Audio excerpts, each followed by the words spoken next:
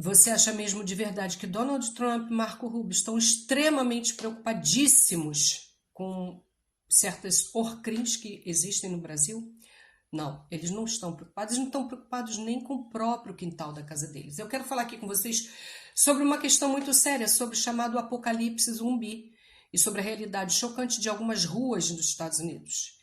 Há cenas que chocam mais do que qualquer filme de terror. Não porque elas sejam ficção, mas justamente o contrário, porque ela mostra uma realidade. São cenas da vida real que a gente vê. Em algumas cidades dos Estados Unidos surgiram áreas que muitos passaram a chamar de cena zumbi. Pior do que qualquer cracolândia aqui no Brasil. São ruas inteiras que são ocupadas por pessoas dominadas por dependência, são pessoas adictas, sem qualquer perspectiva de vida, sem assistência adequada, sem qualquer sinal de recuperação imediata. E ao observar essas imagens, é impossível não sentir desconforto.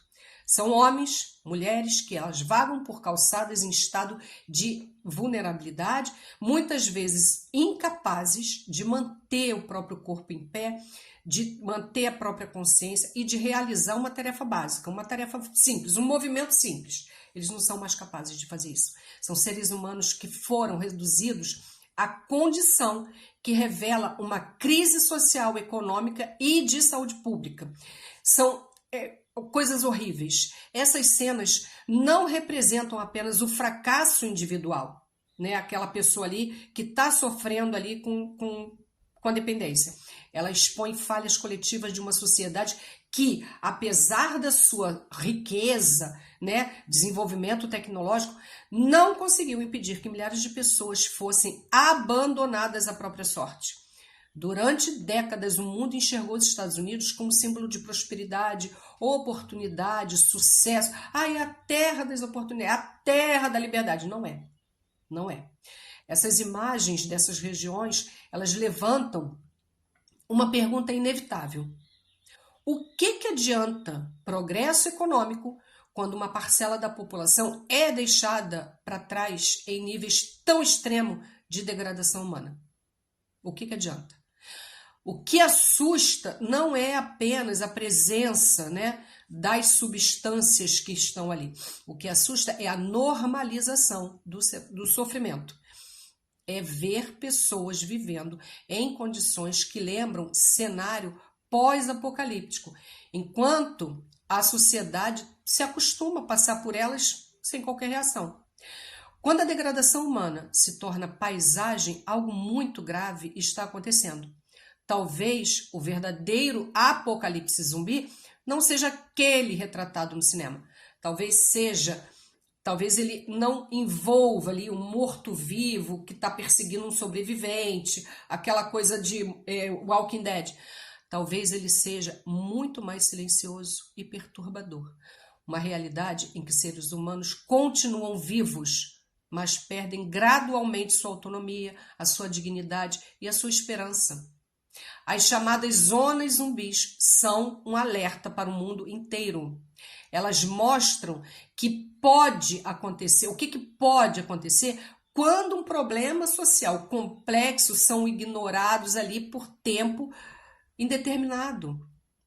Trata-se de saúde mental, pobreza, exclusão social, falta de tratamento, abandono familiar e, principalmente, a ausência de uma política pública eficaz. As imagens são fortes, mas mais forte ainda é a reflexão que elas têm que provocar na gente. Porque quando milhares de pessoas chegam a esse nível de sofrimento e vulnerabilidade, a questão não é apenas o que aconteceu com ela, a questão é o que aconteceu com a sociedade. Por que uma sociedade inteira permitiu que chegasse a esse ponto? E talvez essa seja a pergunta mais inquietante de todas. Não estamos assistindo a um filme de terror. Estamos observando uma crise humana real. E ignorá-las não fará com que desapareça. Pelo contrário, pode ser apenas o começo de algo muito maior. Então, quando está todo mundo aí preocupado se os Estados Unidos vai ou não classificar determinada ORCRIM A, B, C como grupo terrorista, a gente tem que prestar atenção no que está acontecendo dentro do próprio país deles. Se eles permitiram que essas pessoas chegaram a esse nível de degradação sem uma política pública eficaz, porque lá não tem assistência social, lá não existe uma assistência médica para a população mais carenciada. Tem que partir de figuras públicas, de montarem hospitais. Lá não existe essa questão de você chamar... Lá você chama uma ambulância e você já tem que pagar $3.000 para a ambulância te buscar. Se você sai do hospital de cadeirinha de roda, aquela cadeira de roda é paga. Então é dessa forma que eles se tratam, que eles tratam os seus cidadãos, que eles têm esse tipo de relacionamento com o próprio cidadão estadunidense. Então vocês acham preocupantes ai, que bom, Trump, vem aqui, venha invadir o Brasil. Os Estados Unidos não é modelo de democracia, os Estados Unidos não é democrático com a sua própria população. Então, classificar grupo A, B ou C como sendo ou não terrorista só favorece quem tem interesse em acabar com essa concorrência. Porque para um determinado grupo aqui no Brasil, isso é concorrência. É assim que eles chamam. Então, eles querem acabar com a concorrência, só isso, mais nada.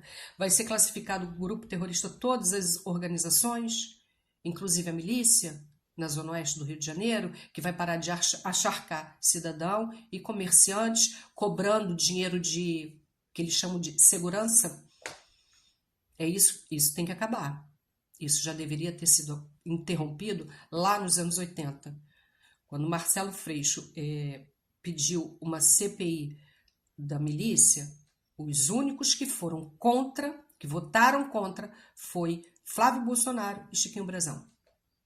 E a partir daquele ponto que desencadeou coisas muito maiores, coisas muito piores. O que eles querem é criar comunidade e favelizar todo o Brasil para que seja ali implantado os seus grupos e com suas táticas de organização, ex-policiais que foram afastados ou exonerados dos órgãos de segurança para estar no comando, e é assim que eles agem.